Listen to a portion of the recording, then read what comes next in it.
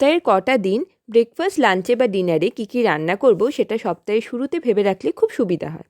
আমাদের মোটামুটি বাজার হয় রবিবারে, সেই রকম আমি সোমবারই কিছুটা সময় বার করে কী রান্না করব সেটা ভেবে কিছুটা সবজি কেটে এয়ারটাইট কন্টেনারে রেখে দিই, আর বাকি কিছু প্রিপারেশনও করে রাখি। এই সপ্তাহে একটু ফ্রাইড রাইস করব, তাই গাজর, বাঁধাকপি আর ক্যাপসিকাম কেটে রাখলাম। অনেকটা ধনেপাতা আনা হয়েছে, পরিষ্কার করে টিস্যুতে মুড়ে একটা কাপড়ে মুড়ে ফ্রিজে রেখে দেবো। এক সপ্তাহ বেশ ভালোই থাকে। দেখতে কাজগুলো খুব টুকটাক হলেও এই কাজগুলো কিন্তু বেশ সময় যায়, সেই জন্য একদিনে করে রেখে দিলে অন্য দিনগুলো একটু হলেও আরাম পাওয়া যায়। শীতকালে রাত্রিবেলা চিকেন স্টু খেতে খুব ভালো লাগে, এর জন্য গাজর, বিট, বাঁধাকপি, পেঁপে বড় বড় করে কেটে রেখে দিলাম। যেদিন স্টুটা বানাবো সেদিনের কাজটা অনেকটা এগিয়ে থাকলো, এত সবজি কাটার ঝামেলাই আর থাকলো না। সন্ধেবেলা হলো একটু ভাজাভুজি খেতে ইচ্ছা করে। ফ্রিজে পালং শাক আর মেথি শাক ছিল, সেগুলো কুচি কুচি করে নিয়েছি আর ঝিরিঝিরি করে বাঁধাকপি কেটে নিলাম। এবারে বার করে ভালো করে বেসন দিয়ে পকোড়া করে খেয়ে নিলেই হয়ে গেল। তাড়াহুড়োর সময় রান্না করতে করতে রসুন ছাড়াতে আমার খুব বিরক্ত লাগে। অন্য সপ্তাহে আমি রসুনটা ছাড়িয়ে বেটেও রেখে দিই, কিন্তু এই সপ্তাহে আর বাটলাম না, কারণ যেসব রান্না হবে তাতে রসুন কুচিও লাগবে।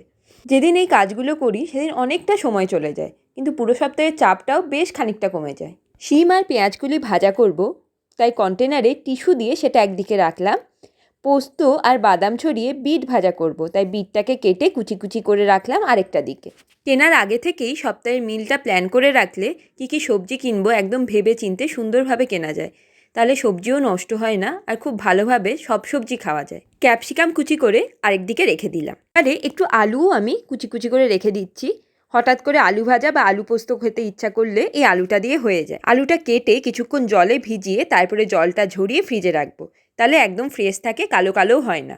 মাছের বা ডিমের কারি, শীতকালে স্পেশাল ফুলকপি আলুর রসা, এইসবের জন্য পেঁয়াজ, রসুন, আদা, টমেটো কুচি করে একটু ভেজে হলুদ, নুন, ধনে আর জিরে গুঁড়ো দিয়ে কষিয়ে একটা মশলা করে রেখে দিলাম।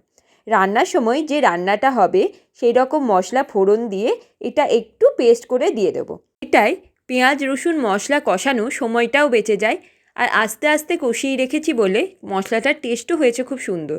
এটা আপনারা করে রাখতে পারেন, আর কেউ করলে আমাকে অবশ্যই জানাবেন। এটাতে কিন্তু রান্নার সময় অনেকটা বেঁচে যায়। বিয়ের পর দুজন মিলে ছুটির দিনগুলো সারা সপ্তাহে রান্নাটা সেরে রাখতাম, সারাটা দিন যেন রান্না করতে করতেই পেরিয়ে যেত। এখন আস্তে আস্তে অনেক কিছু শিখেছি, সেগুলোই আপনাদের সঙ্গে যতটা পাচ্ছি শেয়ার করছি, যাতে আমার মতো যারা আছেন তাদের কিছুটা হলেও সুবিধা হয়। লাস্টে একটু আটা ভালো করে মেখে নিয়ে ওপরে একটু তেল দিয়ে প্যাকেটে ভরে রাখলাম, এতে আটাটা খুব ভালো থাকে আর যখন ইচ্ছা বার করে রুটি করা যায়। আমার এই ছোটোখাটো টিপসগুলো থেকে হেল্প পেলে অবশ্যই জানাবেন। আসি, টাটা।